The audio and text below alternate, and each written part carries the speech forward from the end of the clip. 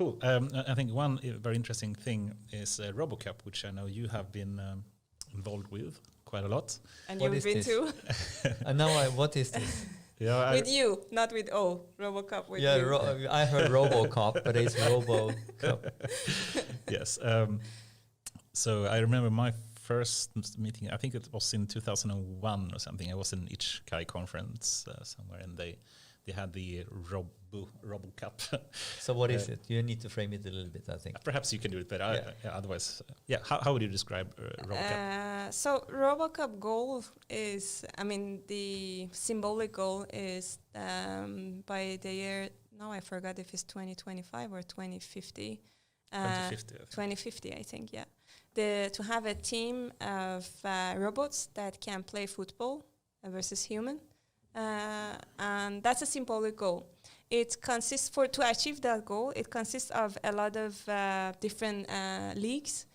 So you have simulation league, 2D, 3D, you have middle-sized robots, you have like small-sized robots, you have humanoid robots, and so some of the leagues are focused on, let's say you have a now humanoid robot that you need to deal with the mechanics and the vision. So like for the research, right? To balance, and they play football against each other.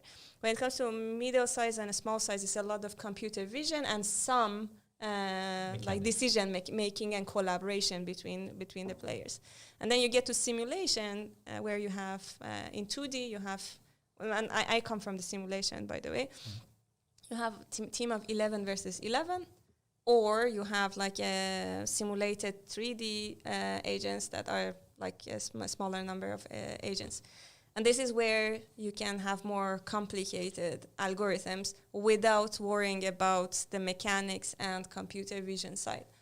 And it's a big difference between simulation and the not simulation. Yeah, so exactly. So it's so cute to look at some of the I don't videos, really by the way. paint the picture. So what is it that I look at? How does it work? When you do the simulation, what is it actually all about? So it's distributed AI domain. So the thing is that you are actually developing one agent. And what is an agent in the field of the So simulation? let's say a player. So you have a simulated player, and this player looks at the position of the field and where the other players they are, and should choose whether to pass, do a dribble, or to shoot, right? And or to position if the move position to which position to stay waiting for a ball. Or to intercept it, right? And so you don't tell to the agent, go here, and go here. That would be not like a distributed AI. Here you have an autonomous agent that can decide independently, and like they can play together. So that's the complexity that we bring in. So, and what is the definition of distributed in this context? Several agents, several players. Exactly. So you have several players that should make decisions in interaction with the rest. So they observe. So you have an observation, sense the environment, think, act, right? So each agent that's like observe the environment, thinks what is the right thing to do, and makes an action. And this group of agents are collaborating together to reach a goal, which is like winning against the other team. Scoring a goal. Yeah, exactly. Football. Yeah. And what's the what's the biggest complication in all this? So I was in.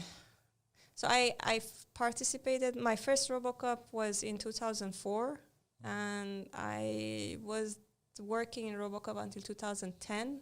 So participants, organizer, and like executive. So fun. So much fun. And it has changed quite a bit, like since I left. But I think, the biggest challenge depends. You have a limited, like for instance, you might also introduce some constraints of limited vision, limited stamina. Those also becomes a challenge, or like introducing a coach into could be also a challenge. I think the most complex thing is I don't know. it's the whole challenge. All of it is together a challenge. Like you have basic skills, and it's the decision making. Like when is the right time, given the whole configuration and like the other agents, when is the right time to do what? And how does it work? How much do you work at home preparing for the cup, and how is or is this like a hackathon where this is all happening? So it's a week of event. So like you have like conferences. So of course you have to submit. At this again, like it's my knowledge might be a bit outdated. So you have to submit a team description. It's like a paper saying what you have done, what are like the solutions that you're using. So you come with a team to compete. Yes. So we were a team of 8. So you need to train your team before they show up. I love it. So you write a team description. You also send a binary of your like exec of your team, and then that would be run on the actual simulation environment on like a like the winner of last year, for instance. And then like they look at how your team performs, and from the organizing committee chooses the team. So there's like the qualifier to get into the finals. Yeah, exactly. Fantastic. And then there's also a limit on teams per country, so that you have a more diverse from different continents and countries. During the competition, so then you spend time after you're qualified, prepare your team, and then you have like the same as football. So you have like a split. You submit different groups. Exactly. And every day you submit your binary, and then like they play. The day after you go to the next round, so you might want to do some improvements. So you can coach your team in between. Yeah, you can learn. This team is really good at this. I need to tweak the code here. Yeah. Fantastic. Yeah, and it's so fun. It's like it's funny that because you look at the screen and you see your agent and start like shouting, but you're not in a stadium, right? But I bet you should have T-shirts and you should have the. But talking about like research in that domain, like a lot of work in reinforcement learning. If you talk to the community in Robocup, you see that they've done a lot of work in reinforcement learning, and now it's becoming a hot topic, or like neural network. It's become a very hot topic, and that has been there for a long period, and it's so nice to be part of that community. And what's your involvement in Robocup? A lot of history there, but I think one interesting comment, if you go back to Kasparov, when he beat Deep Blue back in '97, he basically said this thing, I can feel it, I can smell it, it's a new kind of intelligence across the board. And he knew very well how the Deep Blue algorithm software worked. It's searching a big tree and trying to find the best move forward.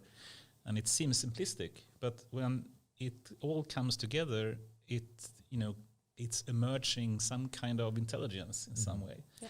And when you competed and you wrote and understood exactly how the software worked, could you sometime be surprised with how the team that played actually worked? Or I think because there is a dynamic there, and that's like the other team, right? So it's hard. Sometimes you get also surprised. You have a certainty of like, if you spend enough time to train your agent and watch it, like how it performs, you have a certain expectation and how it works. But the dynamic factor from the other team might surprise you sometimes. But there is, I don't know.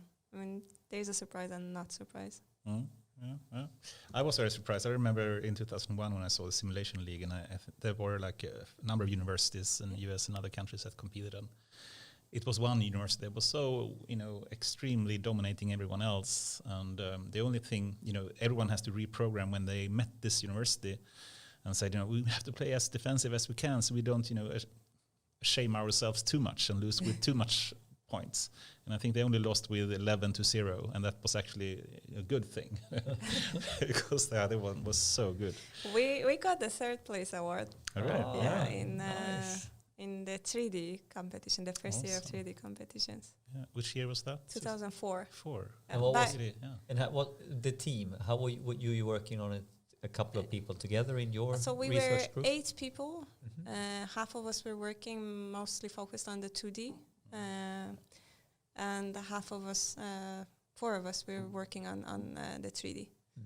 Yeah, and that was, we were bachelor students back then. Good fun. Yeah, it was. And speaking about the vision, then, do you think the robot champion in 2050 will beat the human champion in soccer?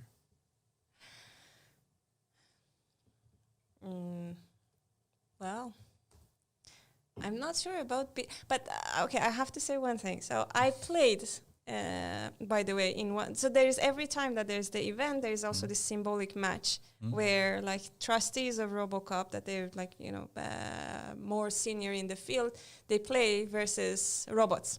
Humanoids, you mean? Not humanoids. You mean that you take an agent and have someone you can control each? So there's a league called Middle Size, and they are this size robots, and they have 3 wheels. They are like a pyramid, and they run very fast. And you have a big field that they compete, and they also can throw the ball 3 dimensions.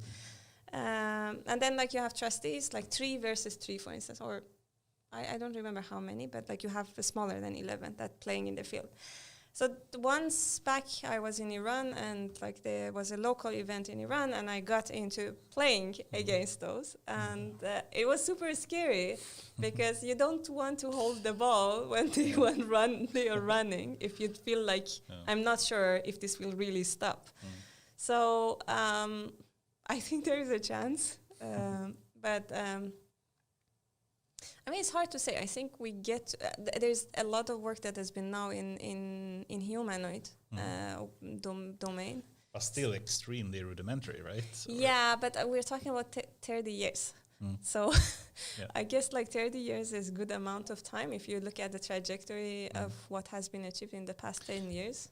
But I think, a lot of people don't understand the challenges with robotics as a technique, and if you compare this just, having to develop the software and using AI for that, and then suddenly controlling some kind of physical robot, which is extremely underperforming today, right? I think there's a lot of factor there. So talking about like, taking research to products, exactly. I think this goes to the same direction. You assume your data has no noise, and then like you build something, and like in simulation it's much easier, right? The moment that you have just a noise because like one of the motors of like a joint of the robot is not working properly, then how would you balance that? That becomes like a challenge. And there's so much noise on like, image processing of the agents that factors in. Also, it's like how soft is the grass, the artificial grass, and like if you change the softness, it can totally affect the balance of the bot. So, and the lighting and the light condition, exactly. So many things. It's fun to see one of those small size leagues, or these kind of Sony iBot robots, the dog kind of robots that they had. It was so fun to see them because they used like the tail like a debug signal, so you can actually move the tail as well with the software, and then you can use it to see if the robot agent dog is feeling confused or not. And I know one team, they basically programmed the tail to do a certain thing when they felt confused, and you can see the robots moving about, and then a lot of them raise the tail and they're confused. They're confused. And I think it really makes you this kind of notion of anthropomorphization, when you actually try to attribute some kind of human-like character to even robots, it's really strong, right? Yeah.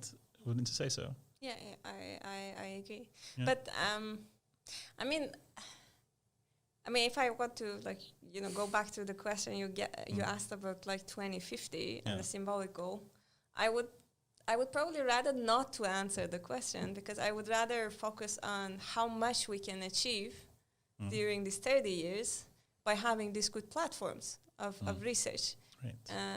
And I think that's the best you can get out of these platforms. I'd like to have a prediction from you as well, though. That would be even fun.